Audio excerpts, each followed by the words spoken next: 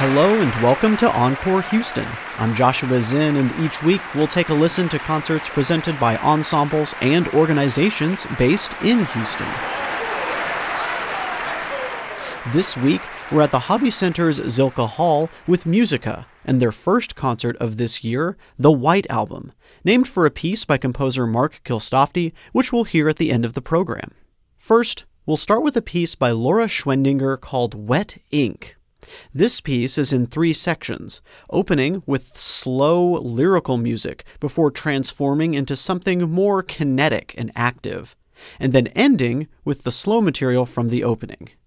Here are Michael Webster on clarinet, Jackson Gillen on violin, Jebat Key on viola, and Courtney Vandiver Pereira on cello, led by conductor David Cho.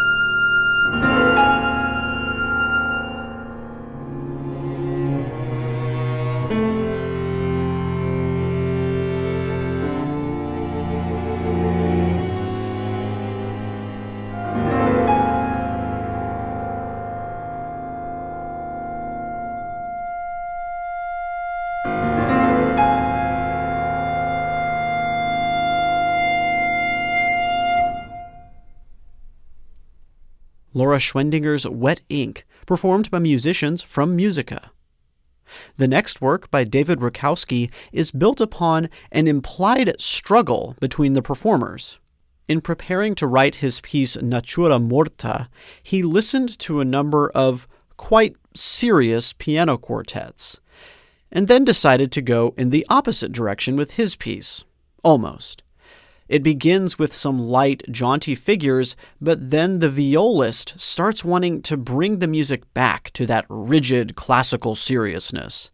And then the piece is in this continual struggle between the loose, almost jazzy freedom and the firm, emotive, more traditional style. Who wins out in the end? Listen and find out in David Rakowski's Natura Morta.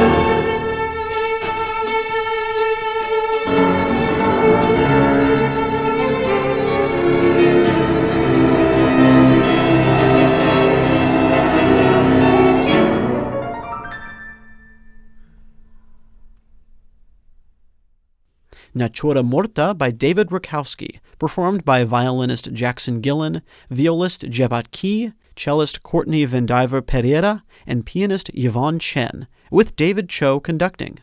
That performance was from MUSIQA's January concert, The White Album, at Zilkha Hall. You're listening to Encore Houston, and I'm Joshua Zinn.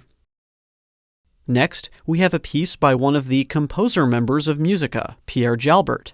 His Piano Trio No. 2 is in 2 movements inspired by 2 very different ideas.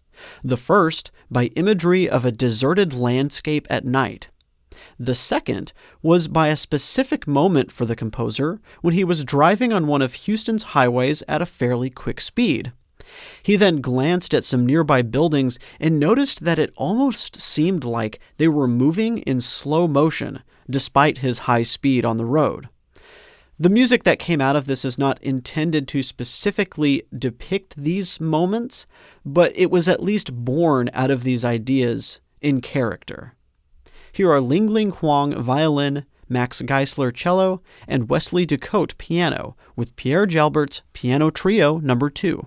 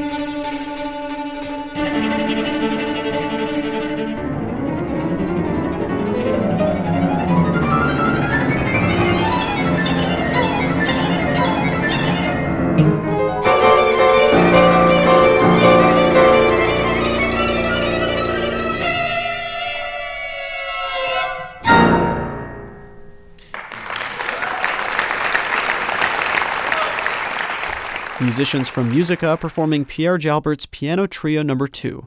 You heard violinist Ling Ling Huang, cellist Max Geisler, and pianist Wesley DeCote.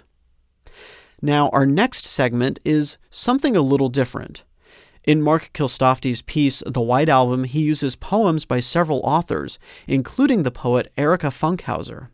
Funkhouser was present at the concert, and she did a reading of the poem that appears in the piece, as well as some others. And I'll let her take it from here.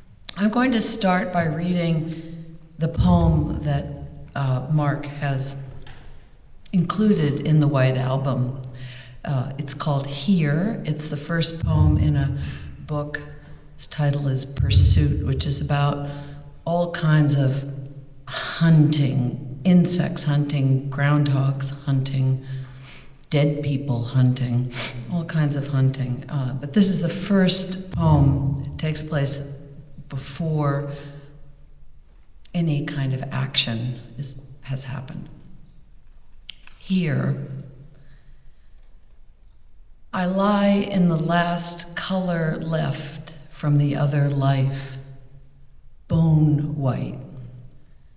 Everything emptied out of the room, because tomorrow the new light with its new weight will move in. Wherever something had been left hanging for too long, precise stains remain. Windows with no view, or close-ups of bone, which is not white and not solid, but as full of openings as the transformable space between trees, between trembling leaves, when the body flings itself from branch to branch. These next poems are from a new manuscript called Post and Rail. I see the white margins of the poems as the posts and the very narrow stanzas, 3 of them as lines. You'll just hear them and figure out what they're about. I don't have to tell you. The post, it's a book-length poem, I should say, so it takes a whole book to really get it, but I'm going to just read the segments of it. The post is lowly. One may be a pillar of the community, not a post. With more elevation, it becomes a pole. With less, a stump. Some girth is required. Plumpness of the sedentary. No figure to speak of. Minus a few inches, it's a stake. Column implies a surrounding edifice. None. Humming with resin when fresh. Confidence of the newly sunk. Come, lend me your elbows. Soon it goes gray and softens into time. Against the weight of a black Angus heifer, the repetitively delicate staves of the fence rails quiver with cow sounds. No lowing, nothing comic book, not a moo from these glacial non-daisies. A half-ton of rump back and forth against weathered pine. A shoulder reordering the universe. If boulders could breathe, they'd make this music. Leaners, my father calls them. One piece of fence goes, the whole thing collapses. Some days, the cows go nowhere. Stepping off the school bus to the street, climbing the granite slabs to the path to the kitchen door, we hear our mother. Don't come home until you've found a cow. They escape complacently, wandering Monument Street as if they were station wagons, or veering off into the woods where they stop among the dogtooth violets to doze. We are the animated ones with our need to be elsewhere, free among friends. Our fists throb with plucked grass to tempt the bored foragers.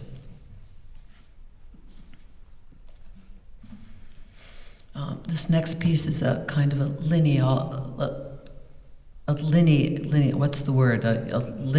the history, the sort of family history of my mother's father's family, coal mining family in western Pennsylvania.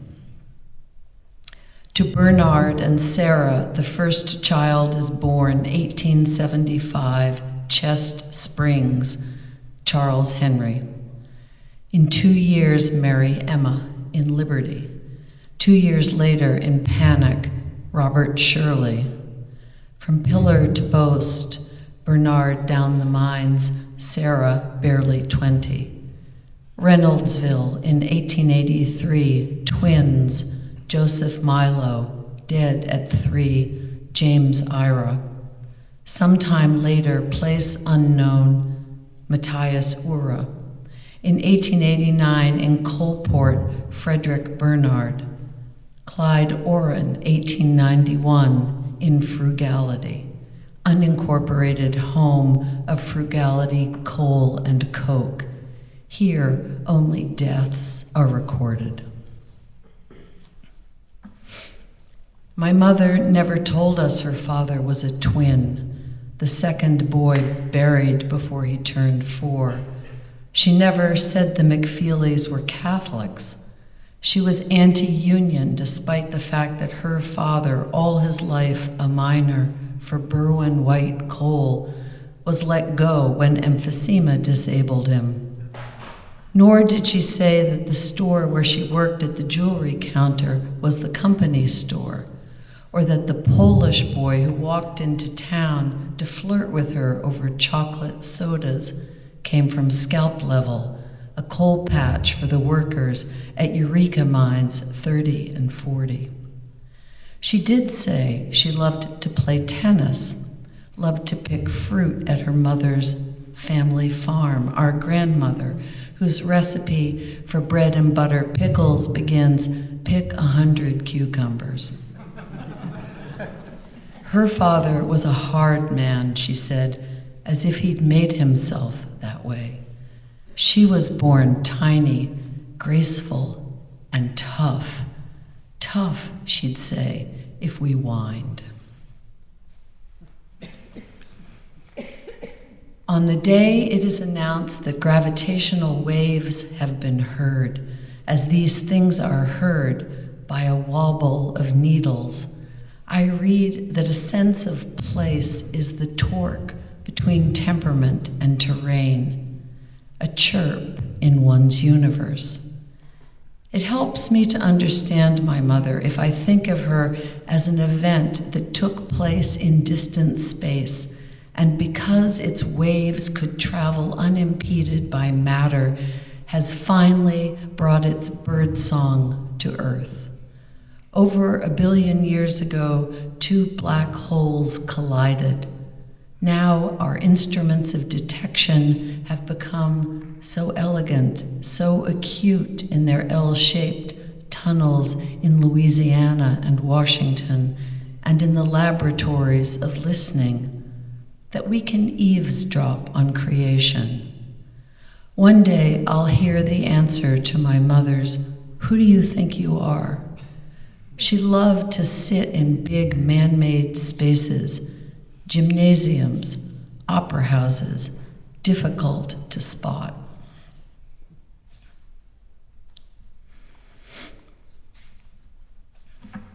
All the poems about my grandfather, the coal miner whom I never met, are about his dreams. He never dreamed of flying.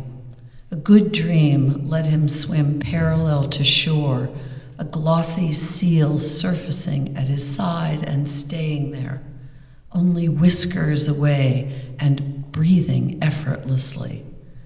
But he did dream in his waking hours of buying a silver Airstream like the one he'd seen in Pittsburgh, its aerodynamic chrome, a cross between a bread box and a DC-17. Its front end riveted as nobly as the helmet of a god. In 1949, he and Lizzie bought an Airstream clipper and moved to Southern California. In one of the few photographs ever taken of James Ira McFeely, he's dying of black lung while balancing in his generous palms 2 grapefruits plucked from a roadside grove. The sun's diameter is 100 times larger than the Earth's, and those orbiting grapefruits are 100 times larger than the sun.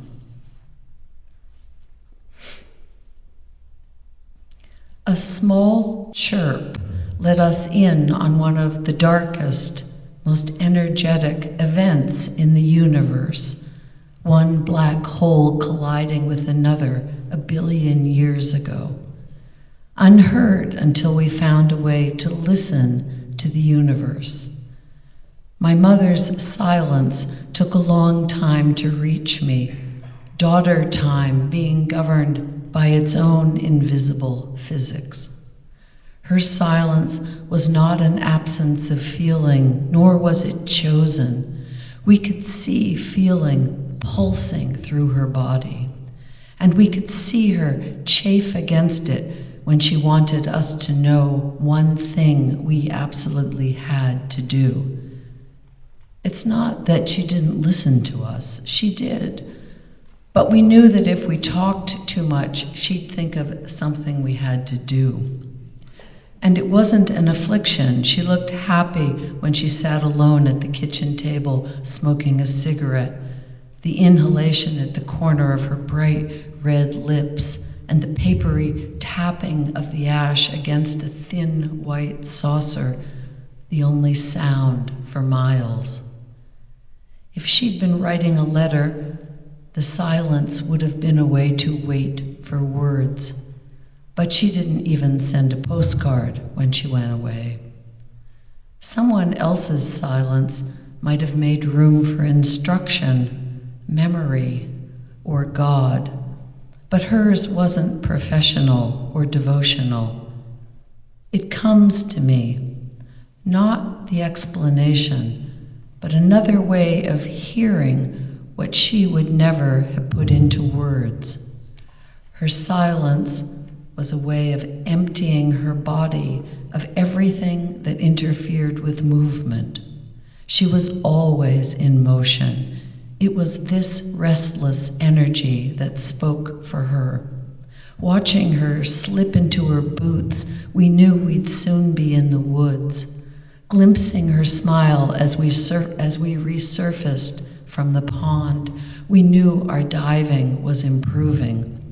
Putting our hands out to take a plate of food and feeling her hands on the other side, firm, not giving up our supper until she was convinced it was good.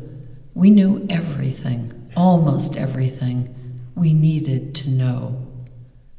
Vanishingly small, these ripples in the fabric of space-time, set off by cataclysms in the early universe. Yet here they are, a lost world coming back to us chirp by chirp, if we will just keep listening to the new carrier of information, the gravitational field. My mother had a way of alerting us to the fact that we were loved. We had to supply the words ourselves. Thank you.